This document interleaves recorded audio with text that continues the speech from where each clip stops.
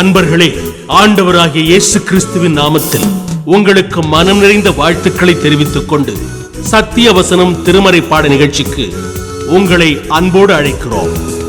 சத்திய வசனம், இது தேவனின் வசனம். நாம் சோர்ந்து போகையில் கரம் கொடுக்கும் நம் தேவனின் வசனம். நம் தேவனின் திருமணமாகி அநேக ஆண்டுகள் ஆகிவிட்டன. 3 குழந்தைகளும் பிறந்து விட்டார்கள். மனைவி ஒரு சமயம் ஒரு நண்பரிடம் இவ்விதமாய் கூறிக்கொண்டிருந்தார். அவரை பார்த்தாலே எனக்கு பிடிக்கவில்லை. அவரை என் கணவராக ஏற்றுக்கொள்வது எனக்கு பெரிய பிரச்சனையாயிருந்தது. ஆரம்பத்தில் இருந்தே இந்த திருமணத்தில் எனக்கு விருப்பமில்லை. யாரோ இவரை எனக்கு கணவராயிருக்கும்படியாக என் பெற்றோரிடம் கொண்டு வந்து ஆலோசனை கூறினார்கள். பெற்றோருக்கு மிகவும் பிடித்து போய்விட்டது. ஆகினாலே வேறு எதுவும் மறுவார்த்தை கூறாதபடி நானும் திருமணத்திற்கு சம்மதம் தெரிவித்து விட்டேன். ஆரம்பத்திலிருந்தே அவரை முழுவதும் என்னால் ஏற்றுக்கொள்ள முடியவில்லை. அப்பொழுது அந்த சிநேகிதி கேட்டாள், 3 பிள்ளைகள் பிறந்து விட்டார்களே, இன்னும் அவரை ஏற்றுக்கொள்ளவில்லை என்று கூறுகிறாயே, எப்படி என்று கேட்டார். ஆம், ஏதோ யந்திரம் போல எங்களுடைய திருமண வாழ்வு ஓடிக்கொண்டிருக்கிறது. மனம் உவந்து அவரை நேசிக்க என்னால் முடியவில்லை, அவரை ஏற்றுக்கொள்ள முடியவில்லை என்று கூறினாள். அந்த சிநேகிதி ஆண்டவராகிய இயேசு கிறிஸ்துவின் வார்த்தைகளை எடுத்து கூறி, அவரை பிடிக்காவிட்டாலும் கூட இப்பொழுது திருமண ஒப்பந்தத்திற்குள்ளே உடன்படிக்கைக்கு ஈடுபட்டு விட்டதனாலே ஏற்றுக்கொள்ள வேண்டும். இது வெறும் உணர்ச்சியினால் வருவதில்லை. சித்தத்தை ஒப்புக்கொடுத்து ஆண்டவருக்காக இதை நீ ஏற்றுக்கொள்ள வேண்டும். உன்னை முழுவதும் ஒப்புக்கொடுத்து, ஆண்டவரே எனக்கு உதவி செய்யும், நான் அவரை என் சித்தத்திலே ஏற்றுக்கொள்கிறேன் என்று கூறு. அப்பொழுது உணர்ச்சியிலும் அவரை நீ ஏற்றுக்கொள்ள முடியும் என்று ஆலோசனை கூறி அந்த மனைவியோடு ஜெபித்தாள். திருமண உறவிலே அன்பு முக்கியமானது, அடிப்படையானது. அந்த அன்பின் தன்மைகள் எபேசியருக்கு எழுதின நிருபம் 5வது அதிகாரம் 25வது வசனம் முதல் 33வது வசனம் வரை உள்ள பகுதியிலே நமக்கு கொடுக்கப்படுகிறது.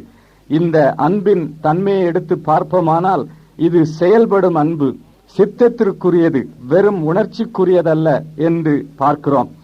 அப்படி இந்த அன்பின் தன்மைகளிலே ஒன்று, இது சுய தியாகமுள்ள அன்பு, தன்னைத்தானே ஒப்புக் கொடுக்கும் அன்பு என்று ஏற்கனவே பார்த்தோம். 2வதாக எபேசியர் 5:28 எடுத்து பார்ப்போம். அப்படியே புருஷர்களும் தங்கள் மனைவிகளை தங்கள் சொந்த சரீரங்களாக பாவித்து அவர்களில் அன்பு கூற வேண்டும். தன் மனைவியில் அன்பு கூறுகிறவன் தன்னில் தான் அன்பு கூறுகிறான். மறுபடியும் 33வது வசனம், எப்படியும் உங்களிலும் அவனவன் தன்னிடத்தில் அன்பு கூறுகிறது போல தன் மனைவியினிடத்திலும் அன்பு கூற கடவன். கணவருக்கு கூறப்பட்ட சொற்கள் ஆயினும் மனைவிக்கும் உரிய சொற்கள் தாம் இவை. கணவனின் அன்பு மட்டுமல்ல, மனைவியின் அன்பும் இவ்விதமாய்த்தான் இருக்க வேண்டும். சுய தியாகமும் ஒப்பு கொடுப்பதும் கணவருக்கு மட்டுமல்ல, மனைவிக்கும் உரியது. அவ்விதமாகவே இங்கே தங்கள் சொந்த சரீரங்களைப் போல அடுத்த வாழ்க்கை துணைவரிடத்திலே அன்பு கூற வேண்டும் என்று கூறுகிறாரே, இது கணவருக்கு மட்டுமல்ல, மனைவிக்கும் உரியது. மனைவியும் தன் கணவரை தன் சொந்த சரீரத்தைப் போல ஏற்றுக்கொள்ள வேண்டும். நம்முடைய சொந்த உடலை நாம் ஏற்றுக்கொள்கிறோம். மூக்கு கோணலாயிருக்கிறது அல்லது தலை பெரியதாயிருக்கிறது என்று சொல்லி நம்முடைய உடலை நாம் உதாசீனம் செய்கிறோமா? சிலர் ஒருவேளை அபிதமாய் செய்யக்கூடும். முக்கியமாக வாலிப வயதிலே நான் கருப்பாயிருக்கிறேன், என்னுடைய உடல் சரியான பருவத்தில் இல்லை, நான் இன்னும் அதிக உயரமுள்ளவனாயிருக்க விரும்புகிறேன், ஏன் இவ்வளவு தடித்து காணப்படுகிறேன் என்றெல்லாம் தங்கள் உடலை குறித்து குறை கூறி தங்களை ஏற்றுக்கொள்ளாமல் இருக்கிற அநேக மக்கள் உண்டு. அவர்கள் வாழ்க்கையிலே வெற்றி பெற முடியாது. தங்களை தாங்களே அவர்கள் ஏற்றுக்கொள்ளாதபடியினாலே மற்றவர்களையும் ஏற்றுக்கொள்ள முடியாது, தேவனின் அன்பையும் ஏற்றுக்கொள்ள முடியாது. கடவுளுக்கு எந்த விதத்திலும் பயனில்லாதவர்களாய் போய்விடுகிறார்கள். ஆகினாலே நாம் ஆண்டவருக்கு உரியவர்களாக வாழ வேண்டுமானால், அவருக்கு ஊழியம் செய்ய வேண்டுமானால் நம்மை நாமே ஏற்றுக்கொள்ள வேண்டும். ஆகினால்தான் ஆண்டவர் என்ன சொன்னார்? நாம் நம்மை நேசிக்கிறது போல, நம்மிடத்தில் அன்பு கூறுவது போல அயலானிடத்திலும் அன்பு கூற வேண்டும் என்று சொன்னார். அயலானிடத்தில் அன்பு கூற வேண்டுமானால் நம்மை நாமே நாம் ஏற்றுக்கொள்கிறவர்களாயிருக்க வேண்டும். இது மிகவும் முக்கியமான காரியம். பிரதான கற்பனை எது என்று கேட்கும்போது ஆண்டவர் இந்த பதிலை சொன்னார் அல்லவா? மத்தேயு 22வது அதிகாரத்தை எடுத்து பார்ப்போம். மத்தேயு 22வது அதிகாரம் 37, 38, 39. இயேசு அவனை நோக்கி, உன் தேவனாகிய கர்த்தரிடத்தில் உன் முழு இருதயத்தோடும் உன் முழு ஆத்மாவோடும் உன் முழு மனதோடும் அன்பு கூறுவாயாக. இது முதலாம் பிரதான கற்பனை. இதற்கு ஒப்பாயிருக்கிற இரண்டாம் கற்பனை என்னவென்றால், உன்னிடத்தில் நீ அன்பு கூறுவது போல பிறனிடத்திலும் அன்பு கூறுவாயாக என்பதே. உன்னிடத்தில் அன்பு கூறுவது போல பிறனிடத்திலும் அன்பு கூறுவாயாக. தன்னிடத்தில் அன்பு கூறாதவன் மற்றவர்களோடு ஒத்துப்போகவே முடியாது. ஆகையினாலே நம்மை நாமே ஏற்றுக்கொள்ள வேண்டும். அதே சமயத்தில் நம்மை எப்படி ஏற்றுக்கொள்கிறோமோ, நம்முடைய உடலை எப்படி ஏற்றுக்கொண்டு அதிலே அன்பு கூறுகிறோமோ, அதே போல வாழ்க்கை துணைவரிடத்திலும் அன்பு கூற வேண்டும். இங்கே அன்பை பற்றி என்ன கூறப்படுகிறது? இது ஏற்றுக்கொள்ளும் அன்பு என்று பார்க்கிறோம். சுய தியாகம் செய்து ஒப்புக் கொடுக்கும் அன்பு, அதே சமயத்தில் ஏற்றுக்கொள்ளும் அன்பு. நாம் நம்முடைய வாழ்க்கை துணைவரை ஏற்றுக்கொள்ளும் பொழுது அவர்களை வெறுக்க மாட்டோம், உதாசீனம் செய்ய மாட்டோம், அவர்களிடத்திலே கசப்பு காட்ட மாட்டோம். திருமண உறவிலே உதாசீனம் செய்வது ஒரு பெரிய தவறாகும். உன்னுடைய மனைவியை ஏளனமாக எண்ணுவது, கணவரை ஏளனமாக எண்ணுவது. ஒருவேளை நீ ஒரு பணக்கார குடும்பத்திலிருந்து வந்திருக்கலாம், நல்ல வாழ்வு பெற்ற ஒரு நிலையிலிருந்து வந்திருக்கலாம், உன்னுடைய பெற்றோர் நல்ல வருமானமுடையவர்களாய் இருக்கலாம். ஆகினாலே உன் கணவர் சிறிய வருமானம் உள்ளவராயிருக்கிறார் என்று எப்பொழுது பார்த்தாலும் அதை சுட்டி காட்டுவதும், அவரை ஏளனம் செய்வதும், மற்றவர்களுக்கு முன்பாக அவரை தரக்குறைவாக பேசுவதும் தவறு. என் அருமையான சகோதரியே, இந்த குறை உன்னில் காணப்படுமானால் உன் மனப்பான்மையை நீ திருத்திக் கொள்ள வேண்டும். ஆண்டவரிடத்திலே மன்னிப்பு கேட்டு உன்னை தாழ்த்தி உன் கணவரை ஏற்றுக்கொள்ள அவரிடத்திலே உதவிக்காக கேள். அப்படியே கணவரும் தம்முடைய மனைவி ஒருவேளை அநாத இல்லத்திலிருந்து வந்தவளாயிருக்கலாம், அல்லது நல்ல வாழ்க்கை நிலையிலிருந்து வராதவளாயிருக்கலாம். ஏதோ பரிதாபப்பட்டு அவளை நான் கட்டிக்கொண்டேன், அவளுக்கு வாழ்வு கொடுக்க வேண்டும் என்பதற்காக அவளை கட்டிக்கொண்டேன் என்று அவளை பற்றி உதாசீனமாக ஏளனமாக பேசக்கூடாது. என்றைக்கு அவள் உனக்கு வாழ்க்கை துணைவியாக வந்துவிட்டாளோ அப்பொழுது முழுமனதோடும் அவளை ஏற்றுக்கொள்ள வேண்டும். இது ஆண்டவர் நம்மிடத்தில் எதிர்பார்க்கும் காரியமாகும். உதாசீனம் செய்வது, அடுத்தபடி தரக்குறைவாக எண்ணுவது, இன்னும் படிப்பிலே குறைவு உண்டு அல்லது அழகிலே குறைவு உண்டு, தோற்றத்திலே குறைவு உண்டு என்று தரக்குறைவாக எண்ணக்கூடாது. முழு மனதோடும் ஏற்றுக்கொள்ள வேண்டும். இன்னும் அவ்விதமாக வெறுக்கக்கூடாது. கொலோசேயருக்கு எழுதின 3வது அதிகாரத்திலே 19வது வசனம், புருஷர்களே உங்கள் மனைவிகளில் அன்பு கூறுங்கள், அவர்கள் மேல் கசந்து கொள்ளாதிருங்கள் என்று பவுல் கூறுகிறார். உன் மனைவி மேல் கசப்பு கொள்ளாதபடி அவளை உன் உடலைப் போல ஏற்றுக்கொள்ள வேண்டும். கல்லூரியிலே தன்னோடு மாணவியாயிருந்து தனக்கு தோழியாயிருந்த வசந்தியோடு ராணி பேசிக் கொண்டிருந்தாள். அவளுடைய சொற்களிலே கசப்பும் ஏமாற்றமும் காணப்பட்டன. நான் கல்லூரியிலே இருந்த சமயத்திலே நாம் எவ்வளவோ ஆனந்தமாக நம்முடைய எதிர்கால வாழ்வை குறித்து கனவு கண்டு பேசிக் கொண்டிருந்தோம் அல்லவா? அதெல்லாம் உனக்கு நினைவில் இருக்கிறதா வசந்தி என்று கேட்டாள் ராணி. ஆம், நினைவில் இருக்கிறது. உன் கனவிலே நீ கண்ட அந்த கணவரை பெற்றுக்கொண்டாயா என்று கேட்டாள் வசந்தி. ராணியின் பதிலிலே ஏமாற்றமும் சோர்வும் பிரதிபலித்தன. அவள் சொன்னாள், நான் நல்ல வாட்டசாட்டமான உயரமான சிவந்த மேனியுள்ள ஒருவரை மணந்து கொள்வேன் என்று எதிர்பார்த்தேன். அது மட்டுமல்ல, விளையாட்டு காரியங்களிலே திறமையுள்ளவராக, பந்தயங்களிலே பங்கு எடுக்கிறவராக அவர் இருப்பார் என்று எண்ணினேன். ஆனால் இப்போது எனக்கு வாய்த்திருக்கிற கணவர் உயரத்திலே குறைவானவர், குட்டையானவர், கருப்பு நிறமுள்ளவர். அவருக்கு விளையாட்டு பந்தயம் என்றாலே பிடிக்காது. இப்படிப்பட்ட நிலை எனக்கு வாய்ப்பிருக்கிறது என்று சொல்லி தன்னுடைய குறைபாட்டை கூறி அங்கலாய்த்துக் கொண்டாள் ராணி. இப்படி திருமணமான பிறகும் தங்களுக்கு ஏற்ற துணைவர் கிடைக்கவில்லையே என்று அங்கலாய்க்கிறவர்கள் உண்டல்லவா? அதை பற்றி மற்றவர்களிடத்திலே சொல்லுகிறவர்களும் உண்டல்லவா? அது மட்டுமல்ல, தங்கள் சொந்த வாழ்க்கை துணைவரிடத்திலேயே நீர் எனக்கு பொருத்தமானவர் அல்ல என்று கூறுகிற கணவன்மாரும் உண்டு, மனைவிமாரும் உண்டு. இது பெருத்த தவறாகும். என் அருமையான சகோதரனே, சகோதரியே, என்றைக்கு நீ திருமண வாழ்விலே உடன்பட்டு திருமண உடன்படிக்கையிலே நுழைந்து விட்டாயோ, உன் திருமண உறவிலே அடுத்த வாழ்க்கை துணைவரை பற்றி குறைவு சொல்லக்கூடாது. குறை சொல்லக்கூடாது. உன் வாலிப கனவுகள் எவ்விதமாக இருந்தாலும் இப்போது இருக்கும் உண்மையான நிலையை நீ ஏற்றுக்கொள்ள வேண்டும். உன்னுடைய வாழ்க்கை துணைவர் உனக்கு ஏதோ அகஸ்மாத்தாக, தற்செயலாக, விபத்தாக வந்து வாய்த்தார் என்று எண்ணிக்கொள்ளாதே. உன் வாழ்க்கையில அக்கறை கொண்ட ஆண்டவர் உனக்கு ஏற்படுத்தி தந்த வாழ்க்கை துணைவர் என்பதை உணர்ந்து அவரை முழுமனதோடு ஏற்றுக்கொள்ள வேண்டும். உன் வாழ்க்கையை உன் ஆண்டவருக்கு ஒப்புக் கொடுத்து அவருடைய சித்தத்திற்காக காத்திருந்து ஜெபித்து திருமணம் செய்து கொண்டாயே, அப்பொழுது உனக்கு வாழ்க்கை துணைவராக ஏற்படுத்தப்பட்டவரை ஏற்றுக்கொள்ள வேண்டும் அல்லவா? அல்லது ஒருவேளை திருமணத்திற்கு முன்பாக நீ ஆண்டவரை ஏற்றுக்கொண்டு விசுவாசியாக இல்லாமற் போனாலும் உன்னுடைய வாழ்க்கையிலே தம்முடைய கரத்தை வைத்து நடத்தி வந்த தேவன் உனக்கு இந்த வாழ்க்கை துணைவரை தந்திருக்கிறார். ஆகையினாலே முழு மனதோடு அவரை ஏற்றுக்கொள்ள வேண்டும். ஏற்றுக்கொள்வது அன்பிலே காணப்படும் ஒரு தன்மையாகும். எபேசியருக்கு எழுதின நிருபம் 5வது அதிகாரம் 28வது வசனத்திலே, புருஷர்களும் தங்கள் மனைவிகளை தங்கள் சொந்த சரீரங்களாக பாவித்து அவர்களில் அன்பு கூற வேண்டும் என்று பவுல் கூறுகிறார். எப்போது பார்த்தாலும் தன் உள்ளத்திலே தன் மனைவியை பற்றி, கணவரை பற்றி குறை கூறிக்கொண்டு அடுத்தவர்களின் கணவர்களும் மனைவிகளும் தன்னுடைய சொந்த கணவரை பார்க்கிலும் மனைவியை பார்க்கிலும் மேலானவர்கள் என்று எண்ணுகிறவர்கள் தங்கள் திருமண உறவிலே திருப்தி காணவே முடியாது. அது மட்டுமல்ல, அவர்கள் விழிப்புள்ளவர்களாய் இராவிட்டால் தங்கள் சொந்த கணவனுக்கு மனைவிக்கு துரோகம் செய்யும் அளவுக்கு கூட அவர்கள் வழி விலகி விடுவார்கள். ஆகையினாலே நாம் விழிப்புள்ளவர்களாய் இருக்க வேண்டும். ஆண்டவர் கொடுத்த வாழ்க்கை துணைவரை மனப்பூர்வமாய் ஏற்றுக்கொள்ள வேண்டும். ஒருவேளை நீ கூறலாம், ஏற்றுக்கொள்ள முடியவில்லையே, அவரை பார்க்கும் பொழுதெல்லாம் எனக்கு வெறுப்பல்லவா ஏற்படுகிறது என்று கூறலாம். என் அருமையான சகோதரனே, சகோதரியே, அன்பு என்பது உணர்ச்சிக்குரியதல்ல, இது சித்தத்தை சார்ந்ததாகும். ஆகையினாலே ஆண்டவரே, நீர் கொடுத்த இந்த கணவரை, இந்த மனைவியை ஏற்றுக்கொள்ள வேண்டும் என்பதை நான் உணர்கிறேன்.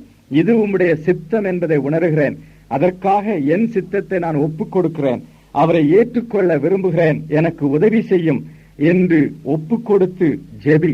அப்பொழுது ஆண்டவர் கிருபை தருவார், உதவி செய்வார். உணர்ச்சிகள் உன் ஒப்புக் கொடுத்தலை பின்பற்றும். உன் ஒப்புக் கொடுத்தல் உணர்ச்சிகளை பின்பற்றக்கூடாது. உன் உணர்ச்சிகள் உன் ஒப்புக் கொடுத்தலை பின்பற்ற வேண்டும். ஏற்றுக்கொள்வதற்கு அவர் கிருபை தருவார். ஏற்றுக்கொள்ள வேண்டியது முக்கியமான கடமையாகும். ஒருவேளை படிப்பிலே குறைவானவரானாலும் சரி, அழகிலே குறைவானவரானாலும் சரி, பணத்திலே, குடும்ப சூழ்நிலையிலே குறைவுபட்டவரானாலும் சரி, எப்பொழுது திருமண உறவிலே கர்த்தர் அவரை உனக்கு கொடுத்து விட்டாரோ அப்பொழுது நீ அவரை ஏற்றுக்கொள்ள வேண்டும். அது மட்டுமல்ல, உன்னுடைய வாழ்க்கை துணைவரை, உன் வாழ்க்கை துணைவியை பற்றி மற்றவர்களோடு பேசுவதிலே ஜாக்கிரதையாயிருக்க வேண்டும். குறைப்பட்டுக் கொள்ளக்கூடாது. அவரை பற்றி இழிவாக, குறைவாக மற்றவர்களிடம் பேசக்கூடாது. உன்னுடைய சொந்த பெற்றோர் அவரை பற்றி இழிவாக பேசினாலும் கூட நீ அதற்கு இடம் கொடுக்க கூடாது. பெற்றோரோடு கூட சேர்ந்து, உறவினரோடு கூட சேர்ந்து தன் வாழ்க்கை துணைவரை பற்றி தரக்குறைவாக பேசிவிட்டு அவரை ஏற்றுக்கொள்ள எண்ணுவாயானால் உன்னால் அது முடியாத காரியம். உன்னுடைய சிந்தைகளிலும் சொற்களிலும் அவரை ஏற்றுக்கொள்ள வேண்டும். அப்பொழுதுதான் முழு மனதோடு அவரை ஏற்றுக்கொள்ள முடியும். எப்பொழுது அவரை ஏற்றுக்கொள்ள முடியவில்லையோ அப்பொழுது அவரோடு ஒத்து வாழ முடியாது. ஒருவேளை அவருடைய வாழ்க்கை முறைகள், அவருடைய செயல்கள் உனக்கு பிடிக்காதவையா இருக்கலாம். ஒரு மனைவி சொன்னால், என்னுடைய கணவர் சாப்பிடுகிறது எனக்கு பிடிக்கவில்லை, சாப்பிடும் பொழுது வாயை திறந்து அதிக சத்தமிட்டு சாப்பிடுகிறார், இது மரியாதை குறைவாக, தரக்குறைவாக எனக்கு காணப்படுகிறது என்று கூறினார். ஒருவேளை உன்னுடைய வாழ்க்கை துணைவர் சாப்பிடும் முறை அல்லது அவர் குரட்டை விடுவது உனக்கு பிடிக்காமல் இருக்கலாம். அதற்காக அவரை உதாசீனம் செய்து விடலாமா? ஆண்டவர் கொடுத்தவர் அல்லவா? ஆகையினாலே அவரை முழு மனதோடு ஏற்றுக்கொள்ள வேண்டும். அவருடைய வாழ்க்கையின் போக்கு அல்லது வாழ்க்கை முறை உனக்கு பிடிக்காததாயிருந்தாலும் கூட ஆண்டவரே ஏற்றுக்கொள்ள உதவி செய்யும் என்று கேள். முழு மனதோடு ஏற்றுக்கொள்வதற்காக உன் சித்தத்தை ஒப்புக்கொடு. அப்பொழுது ஏற்றுக்கொள்வதற்கு ஆண்டவர் உதவி செய்வார். உன்னுடைய உடலிலே காயம் பட்டுவிட்டது, கையிலே காயம் பட்டுவிட்டது என்று கையை அறுத்து எரிந்து விடுவாயா? எப்படி உன் உடலை ஏற்றுக்கொள்கிறாயோ அதே விதமாக வாழ்க்கை துணைவரையும் ஏற்றுக்கொள்ள வேண்டும். ஆண்டவர் அப்படி ஏற்றுக்கொள்வதற்கு உதவி செய்வார். ரோமருக்கு எழுதின நிருபத்திலே பவுல் என்ன சொல்லுகிறார்? ரோமர் 15வது அதிகாரம், பலமுள்ளவர்களாகிய நாம் நமக்கே பிரியமாய் நடவாமல் பலவீனருடைய பலவீனங்களை தாங்க வேண்டும். நம்மில் ஒவ்வொருவனும் பிறனுடைய பக்தி விருத்திக்கு ஏதுவான நன்மையுண்டாகும்படி அவனுக்கு பிரியமாய் நடக்க கடவன், கிறிஸ்துவும் தமக்கே பிரியமாய் நடவாமல் என்று எழுதுகிறார். நம்முடைய பிரியம் அல்ல முக்கியமானது, அடுத்தவர்களை பிரியப்படுத்த வேண்டும். இன்னும் 7வது வசனத்திலே, தேவனுக்கு மகிமை உண்டாக கிறிஸ்து நம்மை ஏற்றுக்கொண்டது போல நீங்களும் ஒருவரை ஒருவர் ஏற்றுக்கொள்ளுங்கள் என்று கூறுகிறார். கிறிஸ்துவ நிமித்தமாய் கிறிஸ்துவுக்காக ஏற்றுக்கொள்ள வேண்டும். வாழ்க்கையிலே அதிக துன்பம் அனுபவித்த ஒரு சகோதரி தன்னுடைய போதகரிடத்தில் வந்து இவ்விதமாய் கூறினாள், ஐயா, என்னுடைய கணவர் அதிக முற்கோபம் உள்ளவர். திருமணமானதிலிருந்து எனக்கு சந்தோஷமே கிடையாது. அநேக முறை என்னை அடித்து துன்புறுத்தி இருக்கிறார். பிள்ளைகளையும் அடித்து உபத்திரவப்படுத்துகிறார். அதிக முற்கோபியா இருக்கிறார். அவரோடு ஒத்துப்போகவே முடியவில்லை. எங்கள் வீட்டிலே சமாதானமே கிடையாது. எத்தனையோ முறை நான் பொறுமையா இருந்தாலும் கூட மறுபடியும் எங்களுக்குள்ளே சண்டை ஏற்பட்டு விடுகிறது. ஆகினாலே எப்படியாவது அவரை மாற்றும்படி நான் தேவனிடத்திலே ஜெபித்தேன். நானும் அவரை மாற்றுவதற்கு எவ்வளவோ முயற்சி செய்து வருகிறேன். என்னால் அவரை மாற்றவே முடியவில்லை. இப்பொழுது சலித்து போய்விட்டது. அவரை விட்டு பிரிந்து விடலாமா என்று எண்ணிக்கொண்டிருக்கிறேன் என்று கூறினார். போதகர் பொறுமையோடு அவள் சொல்லுவதையெல்லாம் கேட்டுக்கொண்டிருந்தார். பிறகு அவர் சொன்னார், அம்மா, உங்கள் கணவரை மாற்றுவதற்கு நீங்கள் முயலுகிறீர்கள்.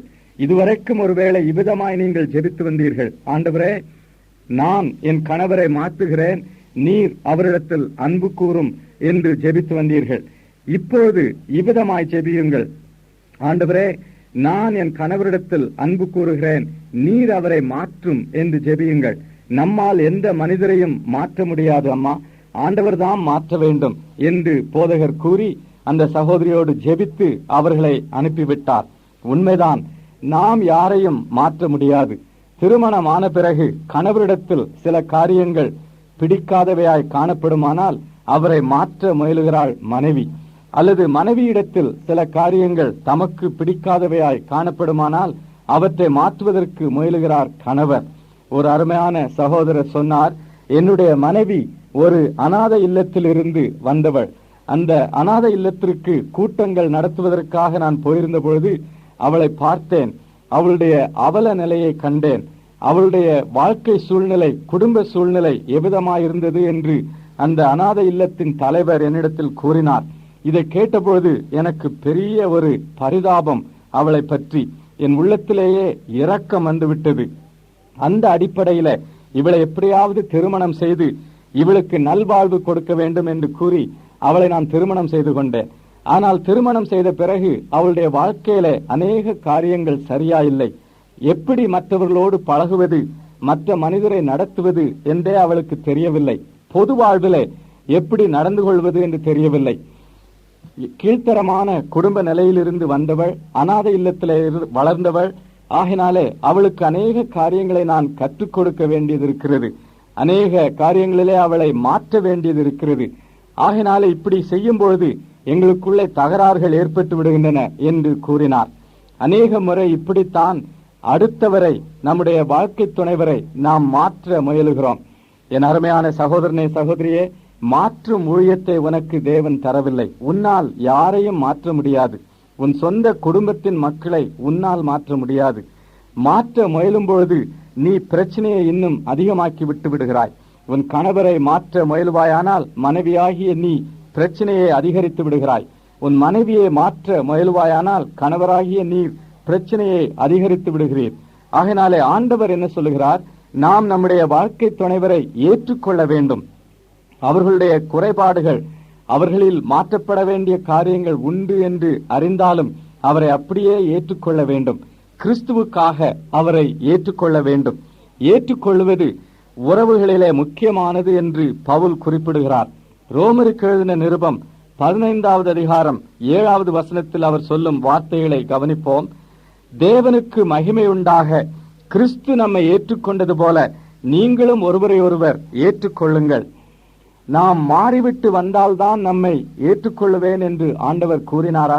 நாம் எவ்வளவு அவலட்சணமாய் இருந்தோம் அல்லவா? அலங்கோலமான நிலையிலிருந்து வந்தோமே. பாவ அழுக்கிலிருந்து தீட்டுப்பட்டவர்களாக, பாவம் மன்னிக்கப்பட்டாலும் கழுவப்பட்டாலும் பாவத்தின் விளைவுகள் இன்னும் நம்முடைய ஆழ்தத்துவத்திலும் சிந்தையிலும் உணர்ச்சியிலும் காணப்பட்டவர்களாக அவரிடத்தில் வந்தோம் அல்லவா? நம்மை அவர் ஏற்றுக்கொண்டாரே. ஏற்றுக்கொண்ட பிறகு அவர் தம்முடைய கிருபையினாலே நம்மை மாற்றினார் அல்லவா? தம்முடைய அன்பினாலே நம்மை மாற்றினார் அல்லவா? அதே போலத்தான் நாமும் நம்முடைய வாழ்க்கை துணைவரை ஏற்றுக்கொள்ள வேண்டும். அவருடைய குறைபாடுகள் நமக்கு தெரிந்தாலும் சரி, ஒருவேளை நம்முடைய எண்ணத்தின்படி கருத்தின்படி அவர் சரியா இல்லையானாலும் சரி, அவரை ஏற்றுக்கொள்ள வேண்டும். வாழ்க்கை துணைவருக்கு படிப்பு சரியா இல்லை, ஆகினாலே ஆங்கிலம் பேச முடியவில்லை என்று அவரை உதாசீனம் செய்யலாமா? ஏதோ ஒரு காரணத்தினாலே அவரை நிராகரிக்கலாமா? அப்படி செய்யக்கூடாது. கிறிஸ்துவின் நிமித்தம் அவரை ஏற்றுக்கொள்ள வேண்டும். கிறிஸ்து நம்மை எப்படி ஏற்றுக்கொண்டாரோ அதை மனதில் வைத்து வாழ்க்கை துணைவரை ஏற்றுக்கொள்ள வேண்டும். ஒருவேளை என்னை கேட்டுக்கொண்டிருக்கும் என் அருமையான சகோதரனே, சகோதரியே, உன்னுடைய சொந்த திருமண வாழ்விலே, திருமண உறவிலே இதுதான் பிரச்சனையானால் அதை ஒப்புக்கொள்வாயா? உன்னுடைய வாழ்க்கை துணைவரை ஏற்றுக்கொள்வதற்கு ஆண்டவரிடத்திலே உதவி பெற்று அவரை ஏற்றுக்கொள்வாயா? நம்மை மற்றவர்களை மாற்றுவதற்கு தேவன் அழைக்கவில்லை, மற்றவர்களிடத்திலே அன்பு கூறுவதற்குத்தான் அழைத்திருக்கிறார். அவர்களை மாற்ற வேண்டியது அவருடைய பொறுப்பு. ஒருவேளை உன்னுடைய கணவர் முற்கோபமுள்ளவராக, அதிக கோபமுள்ளவராக காணப்பட்டால் அவருக்காக நீ ஜெபி, அவரை நேசி, ஆண்டவர் அவரை மாற்றுவார். ஒருவேளை அவர் சுயநலமுள்ளவராக காணப்பட்டால் அவரை ஆண்டவர் மாற்றும்படி கேள். உன்னால் அவரை மாற்ற முடியாது. அல்லது அவருடைய பழக்க வழக்கங்களிலே தவறுகள் இருந்தால் அவருக்காக ஜெபி, ஆண்டவர் அவரை மாற்றுவார். சில மனைவிமார், எங்களுடைய கணவன்மார் குடிகாரர்களாக இருக்கிறார்களே, அவர்களை நாங்கள் எப்படி ஏற்றுக்கொள்வது என்று கேட்கலாம். என் அருமையான சகோதரியே, திருமண உடன்படிக்கையிலே உன் கணவரை நீ ஏற்றுக்கொள்வேன் என்று வாக்கு கொடுத்தாயல்லவா? அந்த வாக்கின்படி அவர் இருக்கிற பிரகாரமாகவே அவரை ஏற்றுக்கொள். அவர் நல்லவர் என்பதனால் அல்ல, அவர் குடிகாரராயிருந்தாலும் அவரை ஏற்றுக்கொண்டு அவருக்காக ஜெபி. எனக்கு அறிந்த ஒரு அருமையான சகோதரி ஆப்பிரிக்காவிலே மாலாவி என்கிற நாட்டிலே என்னுடைய கூட்டங்களிலே மொழிபெயர்த்து கொண்டிருந்தார்கள். அந்த அம்மாள் தன்னுடைய சாட்சியை சொன்னார்கள். அவர்களுக்கு திருமணமான பொழுது அவர்களுடைய கணவர் குடிகாரராயிருந்தார். அந்த அம்மையாருக்கு இது தெரியாமல் இருந்தது. பிறகு கண்டுகொண்டார். அவர் மனைவியை துன்புறுத்தினார். இந்த அம்மாள் பட்ட கஷ்டங்கள் ஏராளம். இருந்தாலும் பொறுமையோடு அவரை ஏற்றுக்கொண்டு ஆண்டவரிடத்திலே ஜெபித்துக் கொண்டு வந்தார்கள். அவருக்குரிய மரியாதை அவருக்கு கொடுத்து அவரிடத்திலே அன்பு பாராட்டி அவருக்கு செய்ய வேண்டியதையெல்லாம் செய்து வந்தார்கள். 16 ஆண்டுகள் கழித்து அவர் மாற்றப்பட்டார். இப்பொழுது அவர்களுடைய ஊழியத்திலே முழு ஒத்துழைப்போடு கூட அவர்களுடன் சேர்ந்து பங்கு பெறுகிறார். இது எவ்வளவு அருமையான சாட்சி அல்லவா? கணவரை ஏற்றுக்கொள்ள வேண்டியது, மனைவியை ஏற்றுக்கொள்ள வேண்டியது உன்னுடைய பொறுப்பு. ஆண்டவர் மாற்றுவார். இதுதான் அன்பு. இந்த அன்பை பற்றித்தான் திருமறை நமக்கு கற்றுத் தருகிறது. கணவருக்கு 60 வயதுக்கு மேல் இருக்கும். வயோதிபத்தின் வாசலில் வந்து நிற்கும் தம்பதிகள். போதகர் அவர்கள் வீட்டுக்கு வந்தபொழுது கணவர் தம்முடைய கடந்த கால வாழ்வை குறித்து எண்ணி அவரோடு பேசிக் கொண்டிருந்தார். பிள்ளைகள் எல்லாம் வளர்ந்து விட்டார்கள், வேலையில் இருக்கிறார்கள், சிலருக்கு திருமணமாகிவிட்டது. இந்த அருமையான நண்பர் கணவர் போதகரை பார்த்து சொன்னார், ஐயா, என்னுடைய வாலிப வயதிலே நான் ஆண்டவருக்காக அதிக உற்சாகமாயிருந்தேன். அங்குமிங்கும் சென்று ஆண்டவரை பற்றி சாட்சி கூறுவேன். என்னை முழுவதுமாய் அவருக்கு ஒப்புக் கொடுத்து அவருடைய வழிகளிலே நடந்து வந்தேன். முழு நேர ஊழியத்திற்கு போக வேண்டும் என்று கூட எண்ணி இருக்கிறேன். ஆனால் திருமணமான பின்பு அந்த அனலெல்லாம் என்னை விட்டு போய்விட்டது. இப்பொழுது மிகவும் குளிர்ந்த நிலையிலே அநேக ஆண்டுகளாக காணப்படுகிறேன் என்று கூறிவிட்டு மனைவியை நோக்கி பார்த்தார். மனைவி தலைகுனிந்து விட்டார்கள். ஒன்றுமே அவர்களால் சொல்ல முடியவில்லை. காரணம் என்ன? அந்த மனைவியினாலே இவருடைய ஆவிக்குரிய வாழ்க்கை தளர்ந்து விட்டது. அந்த அம்மாள் தங்களை ஆண்டவருக்கு ஒப்புக் கொடுத்து அவருக்காக வாழ்வதிலே தீவிரமான வாஞ்சை காட்டவில்லை. இப்படி எத்தனை குடும்பங்களிலே ஆவிக்குரிய அனல் குறைவதற்கு வாழ்க்கை துணைவர்களிலே ஒருவர் காரணமாயிருக்கிறார்கள். நல்ல ஆவிக்குரிய வளர்ச்சியோடு, பக்தியோடு, ஆர்வத்தோடு திருமணத்தில் ஈடுபடும் பொழுது ஒருவரை ஒருவர் ஊக்கப்படுத்துவதற்கு பதிலாக ஒருவருக்கு ஒருவர் இடையூறாய் மாறிவிடுகிறார்கள். திருமறை திருமண உறவை பற்றி கூறும் சத்தியங்களிலே ஒரு சத்தியம், இந்த திருமண உறவு ஆவிக்குரிய வாழ்க்கையிலும் உடலுக்குரிய வாழ்க்கையிலும் பல வழிகளிலும் நம்மை ஊக்குவிப்பதாய் இருக்க வேண்டும். வளர்ப்பிப்பதாய் இருக்க வேண்டும். எபேசியருக்கு எழுதின நிருபத்திலே அன்பின் தன்மைகளை பற்றி பார்த்து வருகிறோம். திருமண உறவுக்கு அடிப்படையாய் இருக்க வேண்டிய அன்பு எத்தன்மை உள்ளதாய் இருக்க வேண்டும் என்று பார்த்து வருகிறோம். எபேசியர் 5வது அதிகாரம் 28வது வசனத்தை எடுத்துக்கொள்வோம். அப்படியே புருஷர்களும் தங்கள் மனைவிகளை தங்கள் சொந்த சரீரங்களாக பாவித்து அவர்களில் அன்பு கூற வேண்டும். தன் மனைவியில் அன்பு கூறுகிறவன் தன்னில் தான் அன்பு கூறுகிறான். அடுத்த வசனம், தன் சொந்த மாம்சத்தை பகைத்தவன் ஒருவனும் இல்லையே. கர்த்தர் சபையை போஷித்து காப்பாற்றுகிறது போல ஒவ்வொருவனும் தன் மாம்சத்தை போஷித்து காப்பாற்றுகிறான். இந்த அன்பு போஷித்து காப்பாற்றுகிற அன்பு, கட்டி எழுப்புகிற அன்பு என்பது எபேசியர் 5:29 நமக்கு தெளிவாகிறது.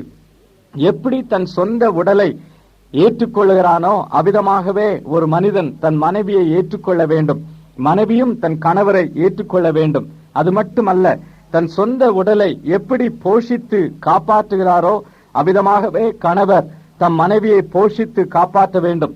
மனைவியும் கணவரை போஷித்து காப்பாற்ற வேண்டும். கிறிஸ்து சபையை போஷித்து காப்பாற்றுகிறார். கிறிஸ்துவுக்கும் சபைக்கும் உள்ள உறவை போல கணவருக்கும் மனைவிக்கும் உள்ள உறவு இருக்க வேண்டும் என்று திருமறை தெளிவாய் போதிக்கிறது.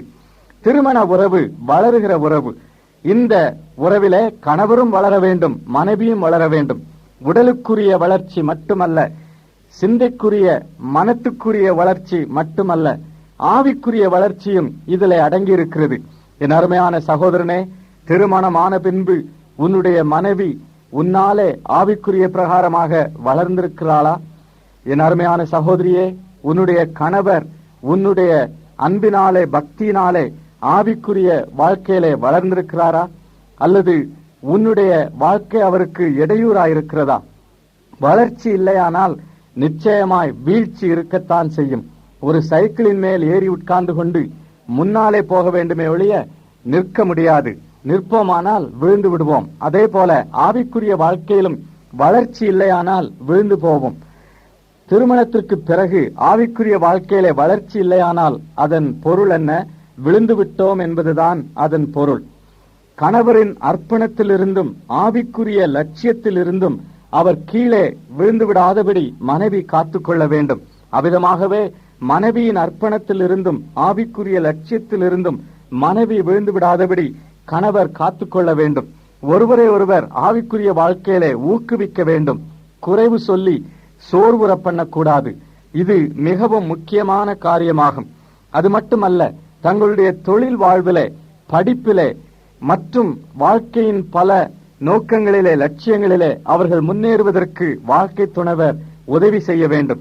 இதுதான் ஆண்டவருடைய நோக்கம். ஆதாமுக்கு ஏவாளை அவர் துணையாக கொடுத்தது எதற்காக? ஆதாம் மேலும் முன்னேற வேண்டும், வளர வேண்டும் என்பதற்காக. ஆதாமின் மூலமாய் ஏவாளும் வளர வேண்டும் என்பதற்காக. ஆனால் அநேக திருமண உறவுகளிலே கணவருக்கு மனைவி இடையூறாய் இருக்கிறாள், மனைவிக்கு கணவர் இடையூறாய் இருக்கிறார்.